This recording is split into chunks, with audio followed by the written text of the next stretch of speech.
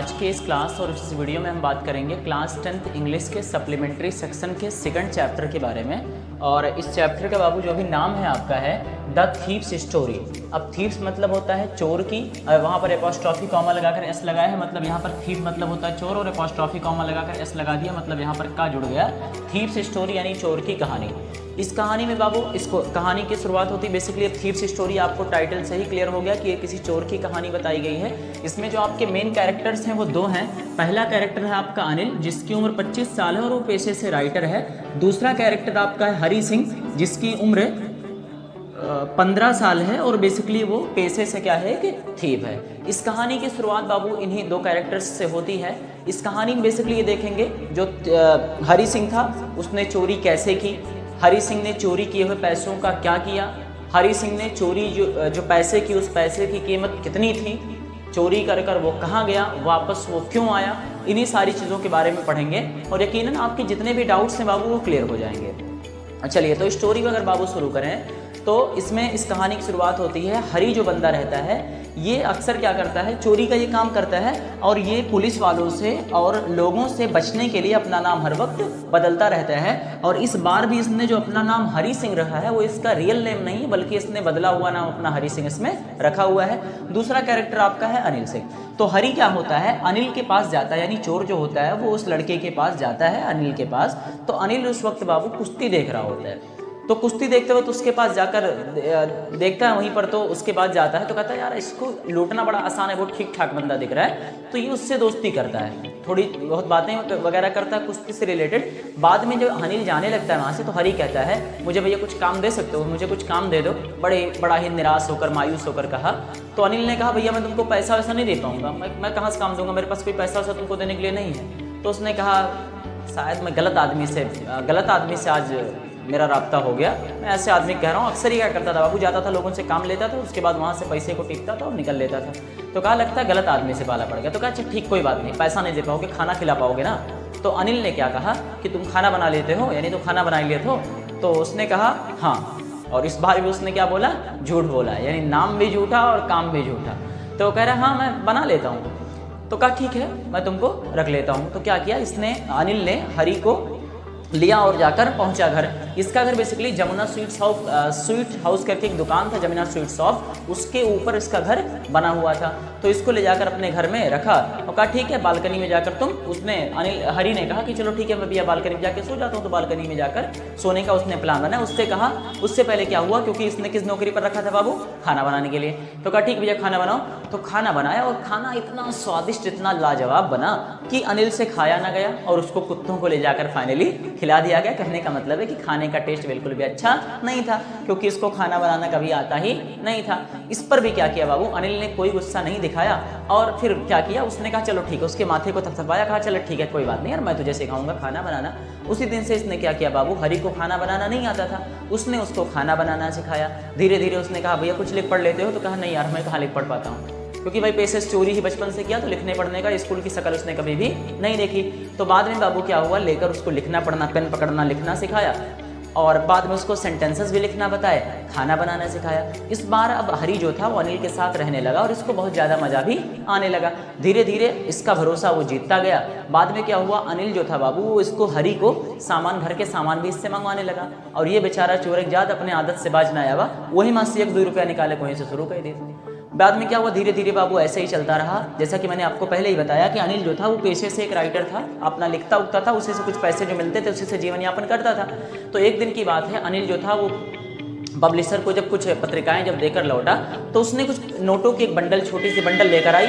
नोटों की बंडल जब लेकर आई तो उसने ले जाकर बाबू चटाई के नीचे रख दिया।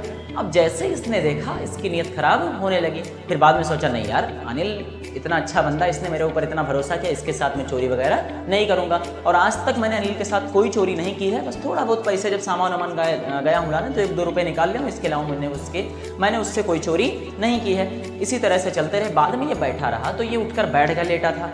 तो कहा यार मैं करूं क्या करूं, चोरी करूं कि ना करूं। अच्छा अगर चोरी करता हूं तो 10:30 बजे वाली ट्रेन पकड़कर मैं भाग जाऊंगा लखनऊ एक्सप्रेस पकड़कर। फिर कह रहा है नहीं चोरी करना अच्छी चीज़ नहीं है। फिर कहा बाद में, अच्छा ये पैसा अगर मैं नहीं चुराऊंगा तो ले जाकर अपने दोस्तों में खर्च कर देगा, तो इससे बेहतर क्या है मैं इस पैसे को चुरा लूँ और अपना काम मैं कर लूँ। फिर कहा यार कि यार इतना अनिल ने मेरे ऊपर इतना भरोसा किया है यार, उसका कहीं ना कहीं यार चोरी करना उसके साथ सही नहीं है, क्योंकि ये एक लालची इंसान को चुराना बहुत आसान है। लेकिन अनिल बिल्कुल भी लालची नहीं है, बहुत ईमानदार और बहुत लापरवाह इंसान है। बिना परवाह के उसने मेरे ऊपर जो है विश्वास कर लिया, तो मैं चोरी नहीं करूँगा। फिर इसका ईमान बदला, बार बार यही सोच रहा करूँ ना करूँ करूँ ना करूँ। फाइनली कहा आज तक इसने मुझे एक पैसे भी नहीं दिए हैं, मैं इसके लिए काम करता हूँ, सारी चीज़ें करता हूँ, आज तक इसने मुझे एक पैसे दिए।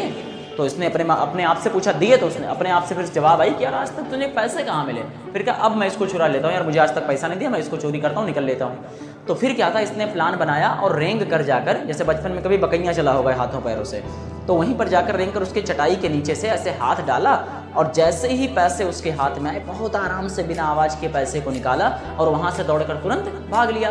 भाग कर जब बाबू रोड पर पहुँचा तो दौड़ते दौड़ते दौड़ते दौड़ते इसको ट्रेन पकड़नी थी। सुबह के समय चोरी की 10:30 की ट्रेन थी, दौड़ा वहाँ से।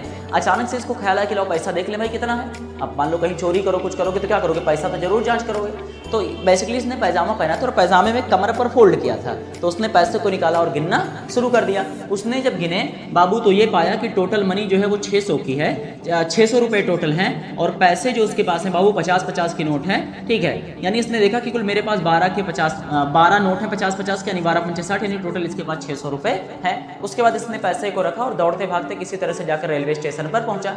रेलवे स्टेशन पर पहुंचा तो बाबू जैसे रेलवे स्टेशन पर पहुंचा इसने टिकट लिए बिना क्या किया, आगे वो बढ़ गया, क्योंकि चोर था बेसिकली, कभी इसने टिकट वोकट खरीदा नहीं था।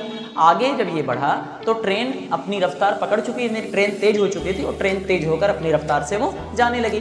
तो बाद में ये क्या हुआ बाबू, इसकी ट्रेन छूट गई, ये पकड़ ना सका क्योंकि ट्रेन की रफ्तार तेज थी। बाद में बेसहारा होकर उसी स्टेशन पर पहुंचा और वो स्टेशन पूरी तरह से अकेला था, कोई भी वहाँ नहीं था।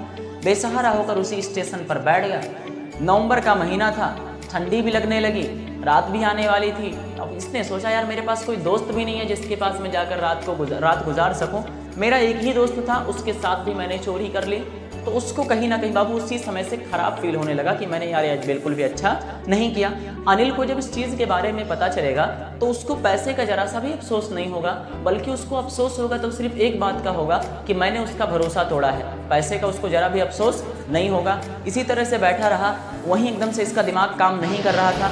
कोई भी ऐसा नहीं था जिसको वो दोस्त कह सके। होटल में भी जाकर रात गुजारना इसके लिए मुश्किल हो रहा था और 600 रुपये में उसने कहा कि यार एक हफ्ते तक राजाओं की ज़िंदगी में जी सकता हूँ। बाद में क्या हुआ बाबू, जब अचानक से बारिश शुरू हो गई। नवंबर के महीने में अगर बारिश शुरू हो जाए और हमारे पास कपड़े भी अच्छे ना हो, हमको रहने की भी जगह ना हो, तो उसी बेंच पर बैठे बैठे बीचों बीच में बैठा था और पूरी तरह से उसका शर्ट, उसका चेहरा पूरी तरह से भीग गया, यहाँ तक कि पैसे भी उसके पूरी तरह से भीग गए। इसका दिमाग बिल्कुल भी काम नहीं कर रहा था कि मैं कहाँ जाऊँ। यकीनन उससे बड़ा अफसोस हुआ अपने किए पर कि यार मैंने जो कुछ भी आज किया वो मैंने बहुत गलत किया। आज तक मैंने बहुत चोरी की ज़िंदगी में, लेकिन अपनी इस कैरियर में कभी मुझे चोरी पर मुझे कभी अफसोस नहीं हुआ। आज मुझे अफसोस हो रहा है, मुझे जाना चाहिए और अनिल को मुझे बचा हुआ पैसा वापस, मुझे पैसा वो दे देना चाहिए। अनिल ही एक बंदा था जिसने मुझे पढ़ना सिखाया, लिखना सिखाया, खाना बनाना सिखाया। यार मैंने उसके साथ कभी भी चोरी कर मैंने किसी भी एंगल से उसके साथ सही नहीं किया। दौड़कर ये घर की तरफ भागा, जाकर दरवाजे को खोला। चटाई के जैसे ही उसने पैसा रखने वाला था कि अचानक इसका पूरा शरीर कांप उठा और बहुत तेज़ी से इसके सांसें चलने लगी। किसी तरह से उसने पैसे को रखा, चुपचाप जाकर बालकनी में सो गया। अगली सुबह हुई, अनिल उठा और अनिल ने इससे पहले उठकर चाय बनाया और चाय का कप लिया और लाकर इसकी तरफ बढ़ाया कि लो भैया चाय पी लो। साथ ही साथ उसने देखा कि 50 की एक नोट उसकी उंगलियों में फंसी हुई थी। कुछ इस तरह से उसमें जैसे जब उसने अपनी हाथों में बाबू कप लिया, कप लेने के बाद क्या था, जैसे उसने अपनी हाथ से ऐसे कप पकड़ा और उसकी उंगलियों के बीच में ठीक इसी तरह से 50 के नोट ठीक इसी तरह से पड़े हुए थे किलो। और उसने कहा कि ठीक है, ये मैंने कुछ पैसे कमाए थे, मैं उसमें से मैं तुमको दे रहा हूँ और आज के बाद तुमको क्या होगा, मैं डेली में पेमेंट करता रहूँगा। तो उसने सोचा कि तो हाँ, जब पैसे उसने लिए तो वो पैसे भीगे हुए पैसे थे। अच्छा, पैसे कहाँ भीगे थे, जब भी चोरी करके लेकर गया था। तो उसने कहा कि शायद मेरी चोरी अब पकड़ी गई है। लेकिन अनिल एक ऐसा वाहिद शख्स था जिसने इसको कुछ भी नहीं कहा। ये सारी चीज़ें जानता था, ना तो इसने अपनी जुबान खोले और ना ही इसने अपनी आंखों से थोड़ा सा भी इशारा किया कि तुमने चोरी की है, उस तक ना किया। उसके बाद उसको पैसे भी देना उसी दिन से उसने शुरू कर दिए और कहा चलो। उसके बाद उसने चाय पिया और फिर क्या हुआ, इसने कहा कि चलो आज हम सेंटेंस लिखना सीखते हैं। तो ये थी बाबू आपकी पूरी कहानी। उम्मीद है कि थोड़ी बहुत अच्छी लगी होगी। तो अगर यकीनन अच्छी लगी हो तो प्लीज़ चैनल को सब्सक्राइब करना ना भूलिएगा। और इस कहानी से बेसिकली जो बाबू राइटर ने बताने की कोशिश की है बस इतनी की है कि हमें ज़िंदगी में कभी भी किसी का भरोसा नहीं तोड़ना चाहिए। चोरी जैसी चीज़ तो आमतौर पर वैसे भी नहीं करनी चाहिए। ऐसा करने के बाद कभी भी ज़िंदगी में आपको सुकून नहीं मिल पाएगा। आमतौर पर लोग जानेंगे कि आपने चोरी की है, फिर आपका ट्रस्ट पूरी तरह से टूट जाएगा। दुनिया की सबसे अहम चीज़, इंपॉर्टेंट चीज़ है भरोसा। वो हमेशा कायम रखने की कोशिश करिए। पैसा, धन, सारी चीज़ें ज़िंदगी में आती रहेंगी, लेकिन विश्वास अगर कभी ज़िंदगी में खोया है तो वो कभी विश्वास लौट कर आपकी ज़िंदगी में वापस नहीं आएगा। Thank you so much for watching.